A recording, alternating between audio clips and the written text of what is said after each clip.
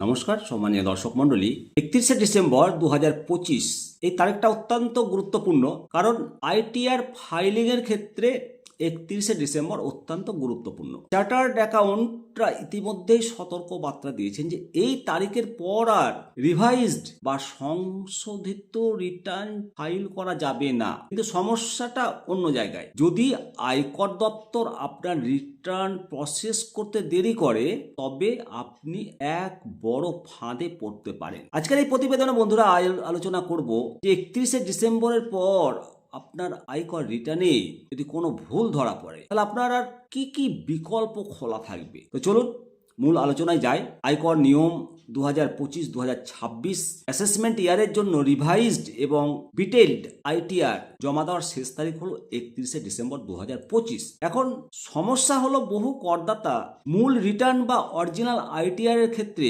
Centralised processing centre CPC দ্বারা process করা হয়নি। বিশেষজ্ঞদের মতে, যদি সিপিসি 31শে ডিসেম্বর 2025-এর পর আপনার রিটার্ন প্রসেস করে এবং তাতে যদি কোনো ভুল খুঁজে পায়, তবে আপনাকে একটা নোটিশ বা ইন্টিমেশন পাঠাবে। কিন্তু যেহেতু ততক্ষণে 31শে ডিসেম্বর পেরিয়ে গেছে, আপনি চাইলেও আর রিভাইজ রিটার্ন ফাইল করে ভুলটা সংশোধন করতে পারবেন না। অর্থাৎ ভুল সংশোধনের যে সহজ রাস্তাটা, সেটা আপনার জন্য বন্ধ হয়ে যাবে। তবে ভুল সংশোধনের বিকল্প পথ হলো সেকশন 154। যদি 31শে ডিসেম্বর পর আপনার রিটার্নে কোনো ভুল ধরা পড়ে এবং রিভাইজ রিটার্ন ফাইল করার সুযোগ না থাকে, তবে ঘাবড়াবেন না। আইনের অধীনে একটা বিকল্প রাস্তা খোলা রয়েছে। চার্টার্ড অ্যাকাউন্ট মানে সুরেশ জানাচ্ছেন যে এই পরিস্থিতিতে আপনি আয়কর আইনের সেকশন 154 এর অধীনে রেকটিফিকেশন বা সংশোধনের আবেদন আপনি করতে পারবেন। তবে মনে রাখবেন যে এই ধারার অধীনে সব ধরনের ভুল সংশোধন করা যায় না। শুধুমাত্র সেই ভুলগুলোই সংশোধন করা সম্ভব যা রেকর্ডে স্পষ্ট বা মিস্টেক অ্যাপারেন্ট ফ্রম রেকর্ড।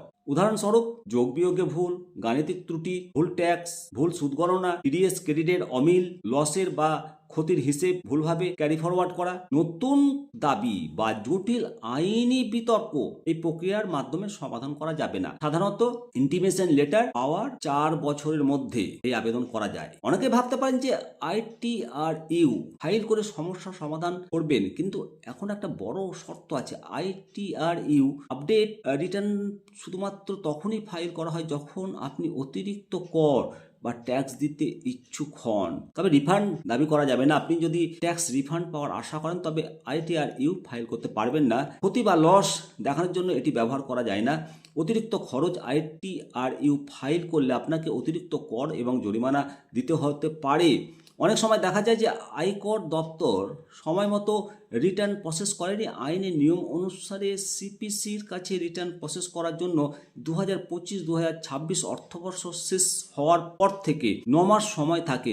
অর্থাৎ 31শে ডিসেম্বর 2026-এর মধ্যে তাদের প্রসেসিং শেষ করতে হবে। এই সময়ের মধ্যে যদি সিপিসি কোনো নোটিশ না পাঠায় বা প্রসেস না করে, তবে আর ডিমান্ড করার নোটিশ পাঠাতে পারবে না। সেক্ষেত্রে আপনি আপনার দাবি করা সম্পূর্ণ রিফান্ড এবং তার উপর সুদ সেকশন 244A অনুযায়ী পাওয়ার যোগ্য বলে বিবেচিত হবেন। যদি প্রসেসিংয়ে অযথা দেরি হয়, তবে আপনি আয়কর পোর্টালে মাধ্যমে গ্রিভেন্স বা অভিযোগ আপনি জানাতে পারবেন। সব থেকে এই কথাটা বলতেই হয় পরিশেষে যে হাতে সময় কম। আপনার যদি এখনো রিটার্ন ফাইলিং বা ভুল সংশোধন বাকি থাকে, তবে 31শে ডিসেম্বরের মধ্যেই সংশোধন করাটা বুদ্ধিমানের কাজ। ভালো থাকবেন, অবশ্যই কমেন্ট করবেন এবং শেয়ার করবেন। জয় হিন্দ, জয় ভারত।